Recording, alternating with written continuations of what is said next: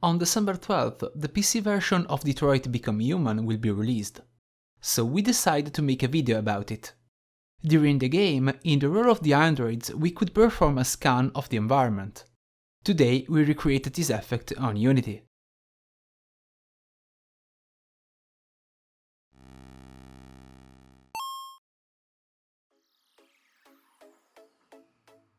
The effect begins with a distortion of the focal length. The image expands and blurs, and then quickly returns back to the normal's values. This is followed by the actual scan effect. Starting from the position of the character, an area is enlarged with a schematic pattern that simulates its pixels. Everything is covered by the scan colors, the edge color before and then the color of the filling. In the end, a three-dimensional matrix appears, characterized by semi-transparent lines and points which are more evident in their crossing. First, we create a new 3D project on Unity. We prepared a very simple scene similar to a room, and then installed the third-person control package from the asset store.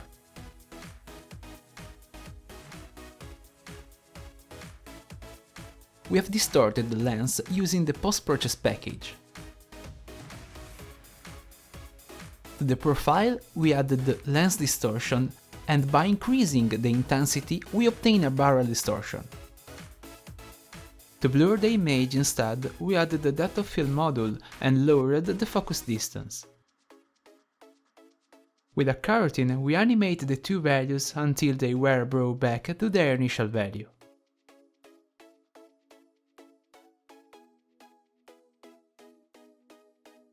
To achieve this scan effect, we built a shader that acts as a post-process and used the depth buffer. But let's go with order. To carry out a post-process, we can see everything that is rendered by the camera as a large quad with the vertices in the four corners of the screen. Obviously, in this way we have no idea of the distance an object has from the camera, nor of its spatial coordinates. To trace this information, we can use the depth buffer. In the depth buffer, a non-linear value is saved between 0 and 1, which indicate the distance from the camera. 0 is for near and 1 is for far. However, Unity used the inverted z-axis, so the depth value will also be inverted. By setting the depth texture mode of the camera and passing the coordinates of the quad to the shader, we can access the raw value of depth. To get the value, we use the method decodeFloatRG in the fragment shader. As we said before, the value that we obtain will be non-linear and from 1 to 0, having Unity the inverted z-axis. Linear 0,1 depth converts this value, making it linear and reversing the boundary. Multiplying the obtained value for the ray from the camera to the quad, which we use for the post-process, we obtain the direction of an object in the world, and the distance from the camera. Then, adding the position of the camera in the workspace, we can get the current position for each pixel of our quad. This lets us calculate the distance of any object from an origin point, which is the mechanism we need to expand the scan area.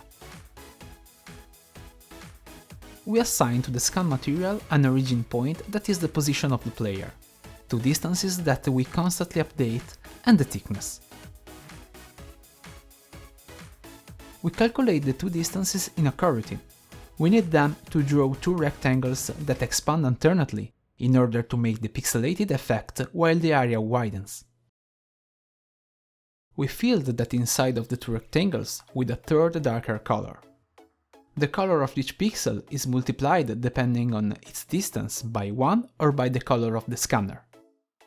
After the scan, we switch to the 3D matrix. We have created an Elite shader that controls the alpha level of the color to make a fade in and a fade out at the right time. This also allows us to instantiate objects only once at the beginning, and then show or hide them. To control the alpha level, we have prepared two coroutines, one to perform at the entry and one at the exit. For the points, we used a simple prefab made with the model of sphere and the Elite material just mentioned. For the lines, instead, we used the low-level graphic library of Unity, the same one that we used to create the post-process quad. We built a method that, given 2 points, draws a line using a material with the same shader as the dots. This is the final result. If we press space, we start the scan, or return back if we have already done it before.